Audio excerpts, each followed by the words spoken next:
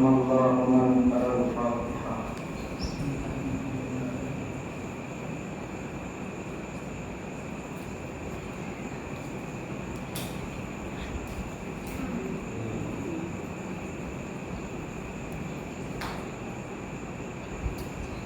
حسبنا الله ونعم الوكيل ونعم المولى ونعم النصير. الحمد لله الذي هدانا لهذا وما كنا لنهتدي لولا أن هدانا الله. لقد جاءت رسل ربنا بالحق. الصلاة والسلام على صاحب الدعوة النبوية والصولة الحيدرية والقسمة الفاطمية والحلم الحسنية والشجاعة الحسينية والعبادة السجادية والمعاصي الداخلية والآثار الجعفرية والعلوم الكاظمية والهدى الحزبية والجود التقوية والنقاوة النقوية والهيبة العسكرية والغيبة الإلهية. مولانا ومولانا جد الحسن والحسين بالقاسم محمد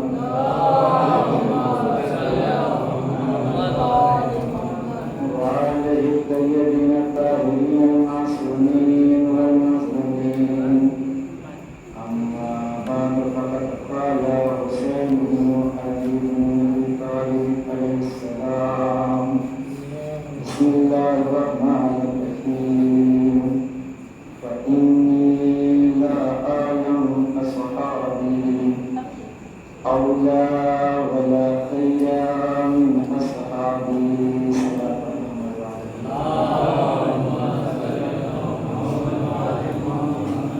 عزیزان محترم، آپ حضرات سے معذرانہ گزارش ہے کہ اگر زحمت نہ ہو تو تھوڑا تھوڑا آگے تشریف لے آئیے.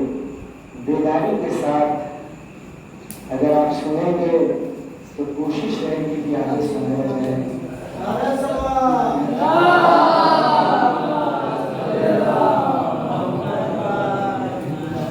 کم از کم دیکھیے مائک کے ذریعے آواز کو میں پہنچا رہا ہوں، لیکن کچھ لوگ اس انتظار میں ہیں کہ مولانا مسائل پہ آ جائیں، نوحہ شروع ہو جائے، تب ہم آزاد خانے میں چلیں. اور جو چاہتا ہوں عزیزان محترم، فرش تک آنا یہ ہر انسان کی بات نہیں ہے. اس لیے انسان دور دراز کا سفر کر کے، سفر کی مشکلیں برداشت کر کے اپنے وطن تک تو پہنچ جاتا ہے، لیکن وہ بدنصیب ہے انسان کہ دنیا کی مشکلوں کا سامنا تو کر لیتا ہے، لیکن وطن پہنچنے کے بعد فرش اعضا تک نہیں آ پاتا. فرش اعضا تک پہنچنے کے لیے اسے توفیقات الہی کی ضرورت ہے، رضاء شہزادی کی ضرورت ہے. یعنی انسان اتنا دنیا میں مشغول ہو چکا ہے، اس کے پاس وقت نہیں ہے. آپ کسی کے پاس بھی چلے جائیے، آپ مجلس میں کیوں نہیں گئے؟ میں اس لیے نہیں گیا کہ میں تھکا ہوا تھا، خستہ تھا، جس کی بنیاد پر میں مجلس میں نہیں پہنچ پایا. تو توفیقات الہی اگر ساتھ ہے تو انشاءاللہ وہ فرش اعضا پر ضرور آئے گا. ایک مرتبہ مل کر کے سلام پڑھیں محمد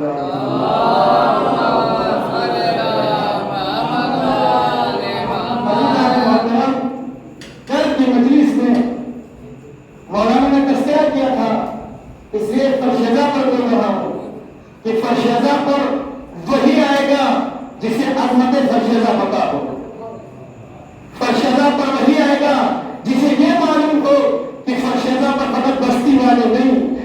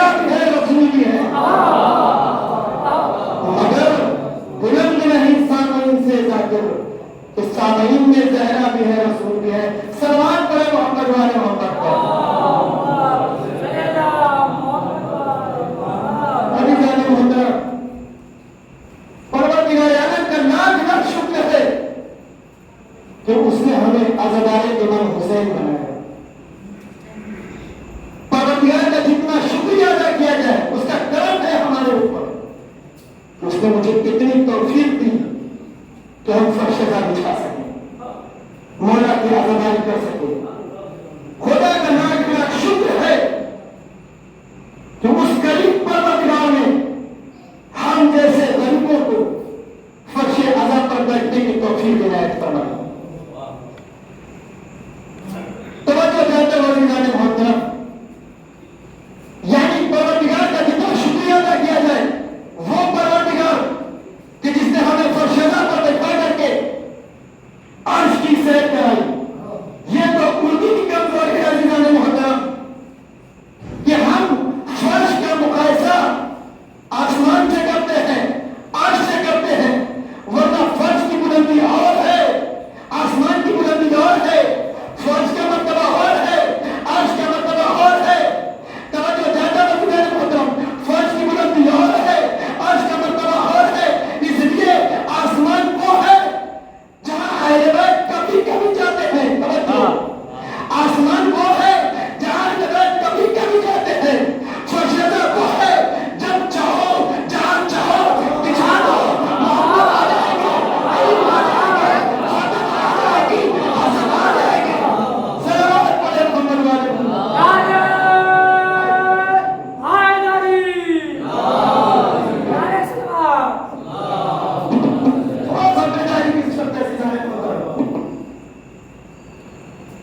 یعنی انسان اگر فرشدہ بچھا دے، فرشدہ بچھانے کے لیے نہ دولت کی شرط ہے، نہ سخاوت کی شرط ہے، نہ بلندی کی شرط ہے، نہ کسی عہدے کی شرط ہے۔ اگر ایک غریب بھی ہے، اگر وہ اپنے غریب خانے میں فرشدہ بچھاتا ہے، شہزادی جنت چھوڑ کو اس کی فرشدہ پر آ جائے۔ علامہ غزنوی سے کسی نے سوال کیا کہ دنیا میں سب سے بڑا مرتبہ کس چیز کا ہے؟ علامہ غزنوی نے کہا عزادار امام حسین بننا۔ توجہ چاہتا ہوں عزیز، یعنی کائنات کا سب سے بڑا عہدہ عزادار امام حسین بننا۔ صاحب نے پوچھا علامہ یہ بتائیے کہ کیوں عزادار امام حسین؟ علامہ نے یہی جواب دیا، دنیا کا کوئی بھی ہو کسی پوسٹ پہ پہنچ جائے، کسی مرتبے پہ پہنچ جائے، توجہ دلانے ہوتا، کسی مرتبے پہ پہنچ جائے، لیکن وہ چاہ کر کے بھی، دولت خرچ کر کے بھی وہ اہل بیت کو اپنے گھر نہیں بنا سکتا۔ لیکن عہدہ عزادار یہ ہے کہ اگر عزادار کسی بھی گاؤں میں ہو، کسی بھی بستی میں ہو، کسی بھی شہر میں ہو، اگر فرش عزا بچھا دے، شہزادی جنت چھوڑ کے اس کی فرش پہ آ جائے۔ عزیزو، یہ مرتبہ ہے عزادار امام حسین۔ میں نے جس حدیث کو آپ کے سامنے پیش کیا ہے، جس میں امام حسین علیہ السلام نے شب عاشور تمام صحابیوں کو یکجا کیا اور کرنے کے بعد کیا کہا؟ فإنی لا أعلم أصحابي أوفى یا اولا ولا خیر اصحابی۔ صلوات پر محمد و آل محمد۔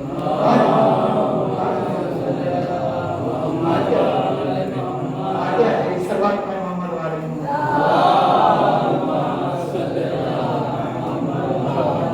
عزیزان محترم، تو امام حسین علیہ السلام نے کیا کہا شب عاشور؟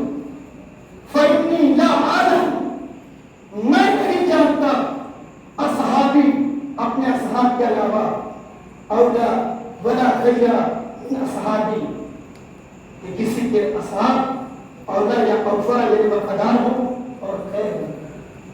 یعنی امام حسین علیہ السلام نے کیا کہا کہ جیسے صحابی مجھے ملے، ایسے صحابی نہ میرے نانا کو ملے، نہ میرے بابا کو ملے، نہ میرے بھائی کو ملے۔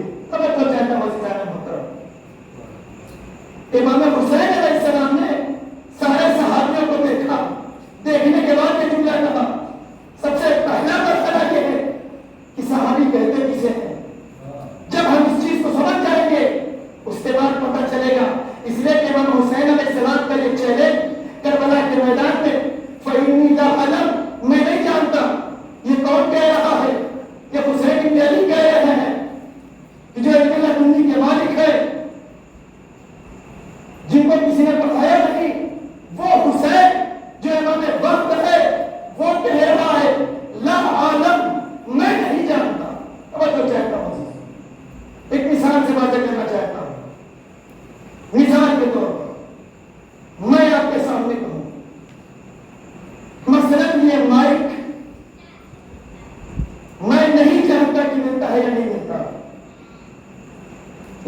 مطلب یہ نہیں ہے، میں نے یہ بات کہی ہے جانے محترم، ممکن یہ ہے کہ اس مائک کے بارے میں مجھے علم نہ ہو، لیکن اور لوگ ایسے ہیں کہ جنہیں پتا ہے یہ مائک نہیں ملتا ہے۔ اسی کے مقابلے میں کوئی اور عالم وہ کہے کہ مجھے اس مسئلے کے بارے میں نہیں پتا، یہ ضروری نہیں ہے کہ اگر اس کو نہیں پتا تو کسی اور کو نہ پتا ہو، لیکن حسین ابن علی جو علم لدنی کا مالک ہے وہ کہہ رہا ہے لا عالم میں نہیں جانتا، توجہ چاہتا بچی ہو، امام حسین کہہ رہے ہیں کہ میں نہیں جانتا، اس کا مطلب یہ ہے اگر حسین نے کہہ دیا میں نہیں جانتا، اس کا مطلب یہ ہے کہ اس چیز کا وجود پوری کائنات میں کہیں نہیں ہے، یعنی جو حسین کہتے ہیں کہ میں نہیں جانتا اس چیز کا وجود پوری کائنات میں کہیں نہیں ہوگا، اور یہ سچ ہے۔ اس لیے امام حسین علیہ السلام جب جملہ کا اصحاب کے بارے میں، اصحاب کو کیسے سمجھیں گے؟ اصحاب کو سمجھنے کے لیے پہلے ہمیں پیغمبر کے صحابیوں کو دیکھنا ہوگا، صحابیت کی تاریخ کو دیکھنا ہوگا کہ صحابی بیٹے کسے ہیں، اس کے بعد پتہ چلے گا۔ پہلے سنت نے جو تعریف کی ہے صحابی کی، صحابیت کی، اس میں پہلا نام ہے، یہ میرے جان سے کہہ رہا ہوں عزیزان مگر پہلا نام یہ ہے واقعی نامی شخص ہے جو کہتا ہے کہ کوئی انسان پیغمبر کے ساتھ ایک روز رہے یا پیغمبر کو فقط دیکھے وہ ہے صحابی۔ احمد بن حنبل نے کہا کہ اگر کوئی نبی کے ساتھ ایک ماہ تک وقت گزارے یا فقط دیکھے وہ ہے صحابی۔ صحیح بخاری نے کہا کہ کوئی پیغمبر کے ساتھ کچھ وقت گزارے یا دیکھ لے وہ ہے صحابی صلی اللہ علیہ وسلم۔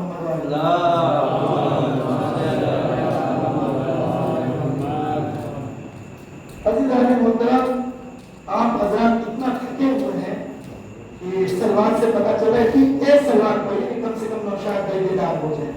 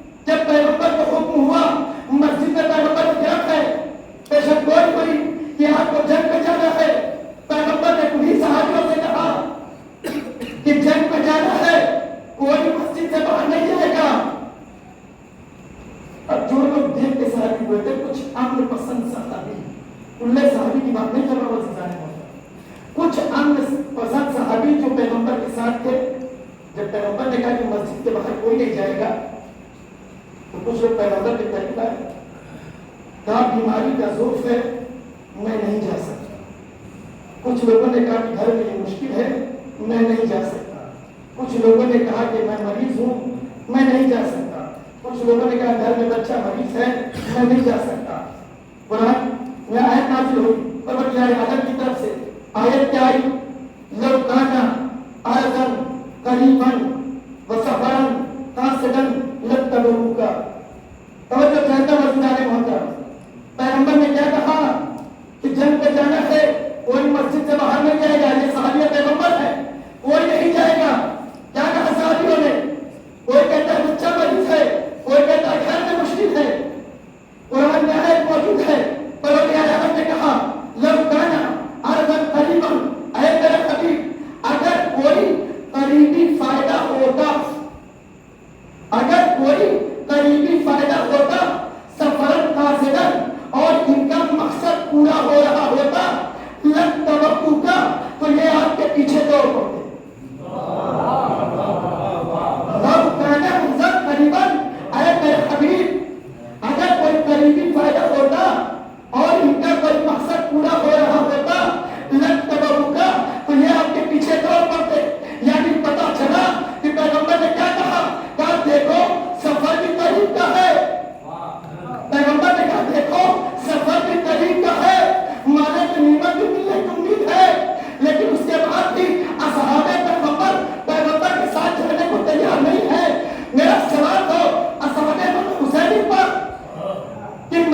سے نکلے مکہ ہے، مکہ سے کربلا تک امام حسین علیہ السلام جگہ جگہ پہ کہہ رہے ہیں کہ دیکھو سفر بھی دور کا ہے،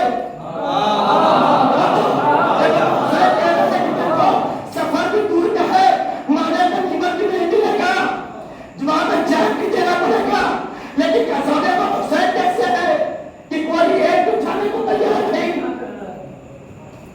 یہ صحابہ پیغمبر بہانہ ڈھونڈ رہے ہیں، میرا بچہ مریض ہے، میرا یہ مریض ہے، میں نہیں جا سکتا، میرے لیے یہ مشکل ہے۔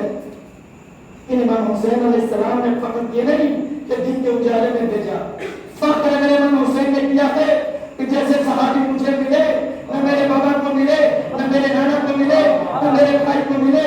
کیوں کہا تھا؟ اس لیے کہا تھا عزیزان محترم کہ امام حسین علیہ السلام نے دن کے اجالے میں اپنے صحابیوں کا امتحان نہیں لیا، بلکہ چراغ بجھا کے کہا کوثر لے لو چلے جاؤ، جنت لے لو چلے جاؤ، یہ لے لو چلے جاؤ، وہ لے لو چلے جاؤ۔ امام حسین نے اپنے صحابہ کا ایسے امتحان لیا ہے، تب جا کر کے امام حسین نے کہا فَإِنِّي لَا أَعْلَمُ أَصْحَابِي أَوْلَى یا أَوْفَى دونوں موجود ہیں، وَلَا خَيْرَ مِنَ أَصْحَابِي، یعنی جیسے صحابی مجھے ملے، نہ میرے بابا کو، نہ میرے نانا کو، نہ میرے بھائی کو، سب آپ کو محمد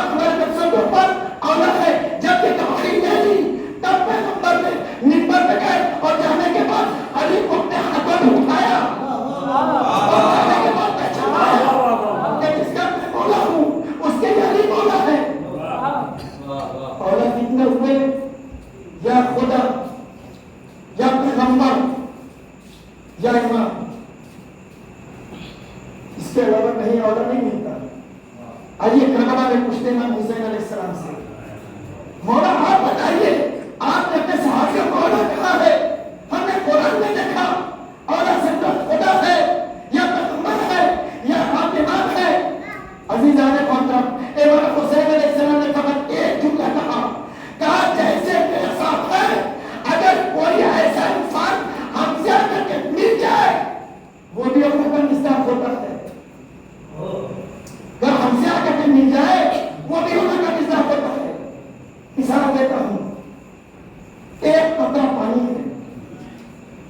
ایک قطرے پانی کو آپ ایک گلاس میں ملا دیجیے، جب تک گلاس کے پانی کا وجود ہے، توجہ چاہتا ہوں عزیزو، جب تک گلاس میں پانی کا وجود ہے اس قطرے کا وجود رہے گا۔ تھوڑا سا سب اور بڑھا دیکھیے، ایک ٹب لے کر کے آتے ہیں، اس ٹب کے اندر پانی کو رکھا، اس کے اندر ایک قطرہ پانی ڈالا، کوئی دنیا کی طاقت ایسی نہیں ہے کہ جو اس ٹب کے پانی سے قطرے کو جدا کر دے۔ اور جب کبر کرتے ہیں، آئیے دریا میں چلتے ہیں، دریا میں ایک قطرے پانی کو ملایا، کوئی بتا نہیں سکتا کہ قطرہ کہاں پر ہے۔ اگر اس کو سمندر میں لے جا کے ملائیے، وہ بھی اس چیز کو جدا نہیں کر سکتا۔ عزیزان محترم، اگر مثال کو سمجھ گئے ہیں تو بڑی آسانی کو بھی سمجھانے کے لیے، اس لیے کہ جو حسین ابن علی سے اپنے آپ کو ملا دے، اسے کوئی پہچان نہیں سکتا، چاہے اس کا کردار چاہے کیسا ہو۔ کربلا میں جو لوگ بھی کہتے زیارت کے لیے، وہ جانتے ہیں کہ ان کا کردار کیا تھا۔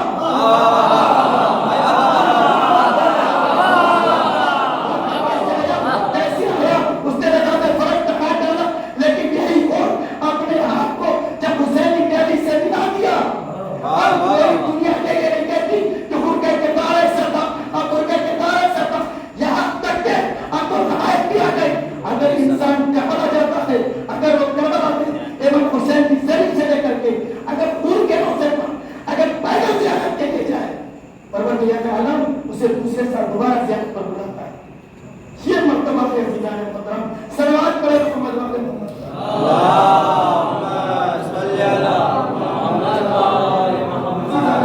امام حسین علیہ السلام، ایسی دعویٰ نہیں کہ امام حسین، جب امام حسین مدینہ چھوڑنے لگے تو کیا کہ اس کا مطلب مدینہ چھوڑنے کا آپ کو پتا ہے؟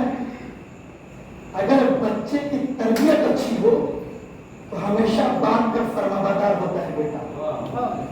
اگر تربیت خراب ہو، باپ چاہے کچھ بھی کر لے، جتنی بھی دولت خرچہ کر لے، مال دے دے، دولت دے دے، ثروت دے دے، تخت دے دے، تاج دے دے، لیکن وفا پوری نہیں ہوتی۔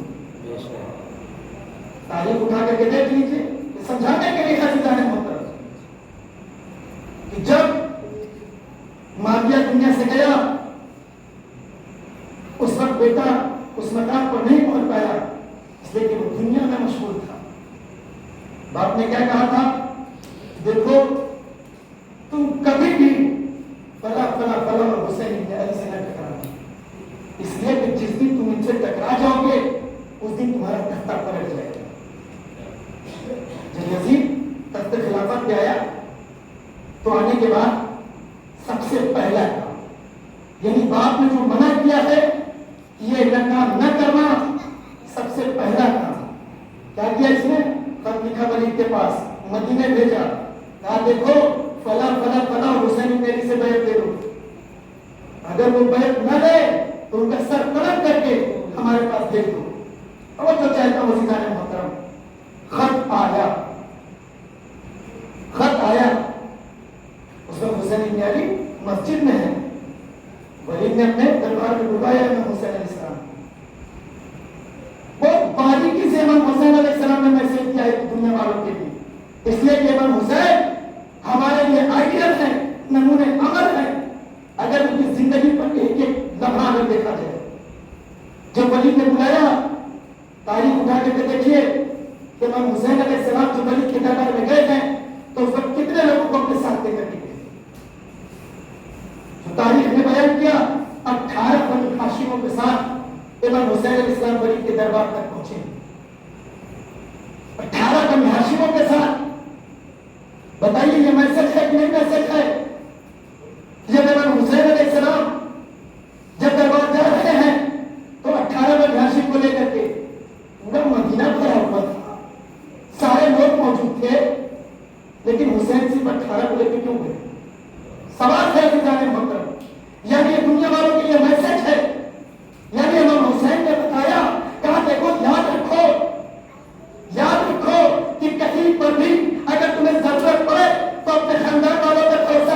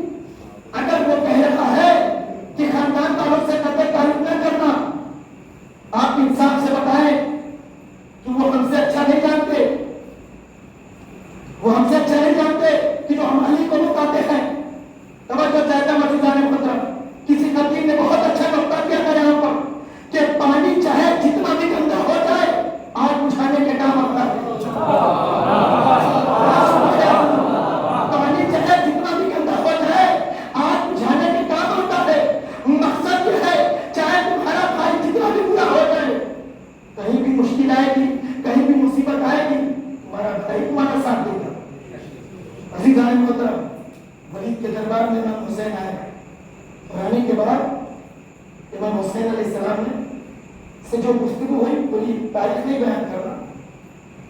جب ولید نے کہا بیعت کا مطالبہ کیا تو امام حسین علیہ السلام نے ایک جملہ کہا.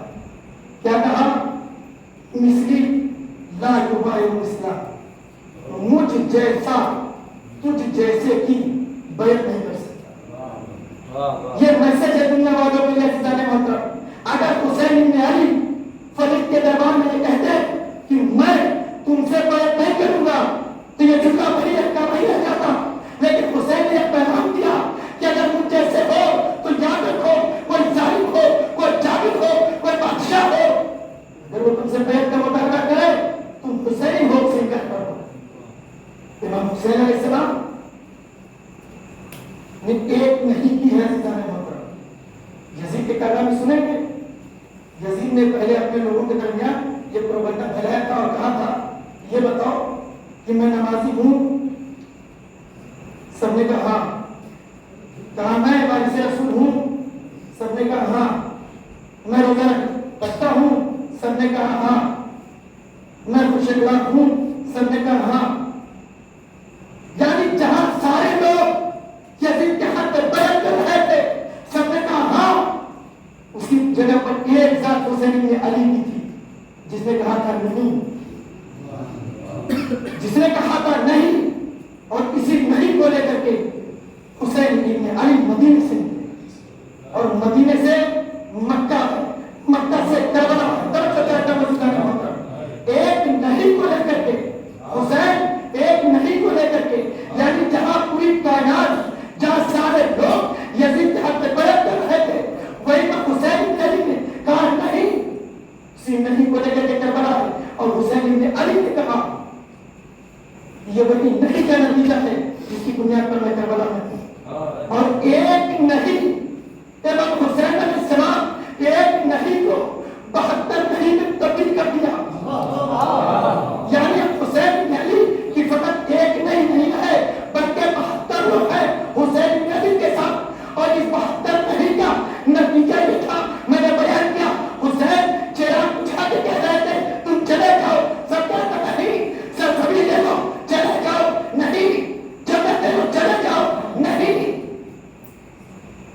اب یہی 72 جب کربلا کے میدان میں 10 محرم کو جب شہید ہوئے سارے نہیں کو ایک ساتھ جمع کیا. جمع کرنے کے بعد خاکے کربلا میں ملایا. اسی خاکے کربلا کو پوری دنیا میں پھیلا دیا، پوری دنیا میں پھیلا دیا. اس کا نتیجہ کیا ہوا آپ صدار سے پوچھ لیجیے. مٹی چھوڑ دو کہے گا نہیں،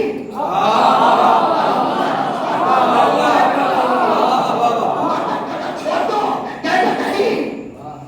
یعنی حسین کی ایک نہیں ہزاروں تک آ گئی. ابھی جانے حسین علیہ السلام نے یہ پیغام دیا دنیا والوں کو. یاد رکھنا کبھی بھی کوئی ظالم و جابر بادشاہ جو تمہارے سامنے ہو تمہارے پر جتنا بھی ظلم کرے لیکن جس نے بیعت کیا آج اس کا نام لینے والے کوئی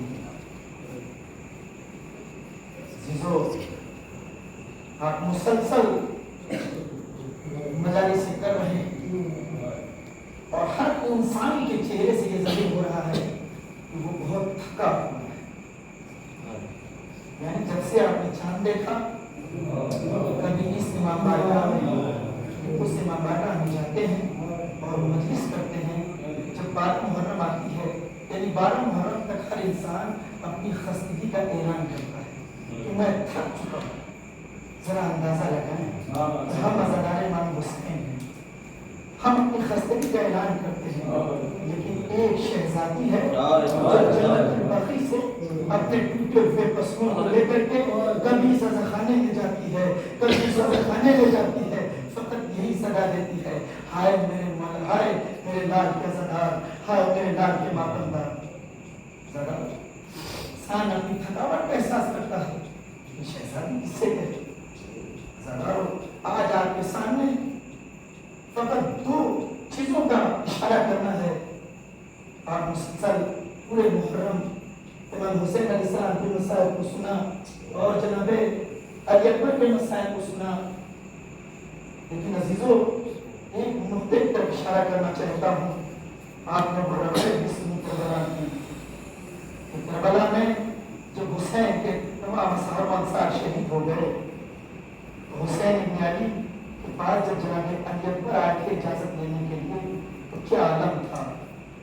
جناب علی اکبر جب حسین کے پاس رخصت ہونے کے لیے آئے تمام بیویوں سے جب رخصت ہو چکے امام حسین علیہ السلام نے علی اکبر کو مقتل میں جانے کی اجازت تو دے دی لیکن بوڑھا باپ تھا 18 سال کا جوان مقتل بیان کرتا ہے کہ علی اکبر آگے آگے حسین پیچھے پیچھے. جب جناب علی اکبر نے محسوس کیا کہ میرا بابا آ رہا ہے فوراً رکے. رکنے کے بعد بابا کے قریب آئے اور آنے کے بعد کہا بابا آپ تو رخصت کر چکے تھے پھر آنے کا کیا ماجرا ہے. امام حسین علیہ السلام نے یہ جملہ کہا تھا اے میرے لال اگر تم صاحب اولاد ہوتے تو کبھی تم یہ سوال نہ کرتے کہ عزادارو. جناب علی اکبر میدان قتال میں آئے اور آنے کے بعد جنگ کی. آپ نے مسائل سنا 9 محرم کو سنا ہوگا کہ جب 9 محرم کو سنا ہوگا کہ جناب علی اکبر جب زین پر تھے حسین بن نمیر نے ایک ایسا نیزہ مارا تھا کہ علی اکبر زین پر سنبھل نہ سکے تھے. آواز دی تھی اے میرے بابا مدد کو آئیے, اے میرے بابا مدد کو آئیے. آزادارو وہ زین سے زمین کے سارے مسائل آپ سن چکے ہیں لیکن سنیے مقتل بیان کرتا ہے. مقتل میں جملہ میں نے خود اپنی آنکھوں سے پڑھایا آزادارو کہ جب جناب علی اکبر کو سینے میں برچھی لگی ہے جب جناب علی اکبر کو لگی ہے تو مقتل نے لکھا کہ جناب علی اکبر نے اپنے دونوں ہاتھوں کو ایک مرتبہ رہوار کی گردن میں ڈال دیا. سنیں عزادارو اب یہ رہوار ہے کہ جو جناب علی اکبر کو بجائے یہ کہ وہ قیل حسینی کی طرف لے کر کے آتا وہ دشمنوں کے درمیان پہنچا. کیا عالم ہوا عزادارو. آپ نے سنا ہے مسائل لیکن یہ سن لیجیے روایت عزادارو ان کو روایت بیان کرتی ہے. مقتل میں جملہ ہے کہ جب جناب علی اکبر کا گھوڑا جب لے کر کے دشمنوں کے ہجوم میں پہنچا جب دشمنوں کے جب مرنے میں پہنچا تو عالم یہ تھا وہ تلوار مار رہا ہے اور نیزے مار رہا ہے اور تیر مار رہا ہے. مقتل کے جملہ لکھا ہے عزادارو. مقتل کہتا ہے مقتل نے کہا کہ فقط تروه بسيوفهم اربا.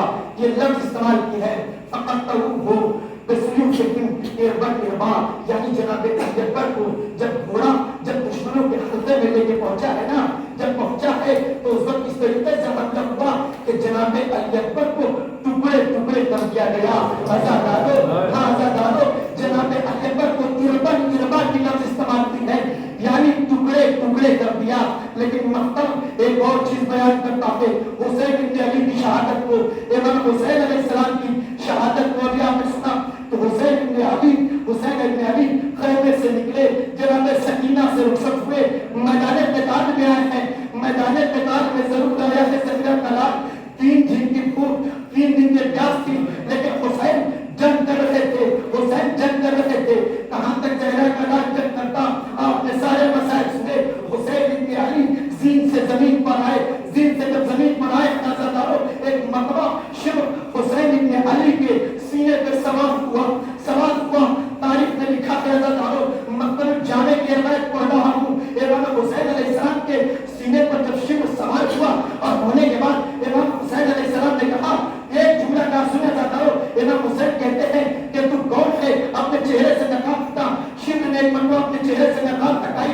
امام حسین نے کہا میرے نانا نے صحیح کہا تھا جو علامتیں بتائی تھی وہ تیرے اندر ساری پائی جاتی ہیں تو ہی مجھے قتل کرے گا. شبر نے سنے کا عزادارو شبر نے کیا کیا ایک مرتبہ امام حسین علیہ السلام کو پلٹ دیا. جیسے ہی امام حسین کو پلٹا فوراً امام حسین نے خاک کو جمع کرنے کے بعد کہا کہ میں اسی چیز کا انتظار کر رہا تھا تاکہ میں اپنی وقت سجدے شکر ادا کروں. سنے عزادارو امام حسین علیہ السلام کی اب شہادت کا وقت آیا. وہ سارے منظر آپ سن چکے ہیں لیکن ایک منظر میں بیان کرتا ہوں. یہ سارے مقدمے اس لیے بیان کیا. اب یہاں پر روایت ہے کہ جب امام حسین علیہ السلام کو جب قتل کیا گیا ہے تو مقتل نے لکھا مقطع الاعضاء یعنی امام حسین علیہ السلام کے اعضاء کو ٹکڑے ٹکڑے کیا گیا. میں کہوں گا کہ جب مقتل میں ایک جملہ آ چکا ہے اربا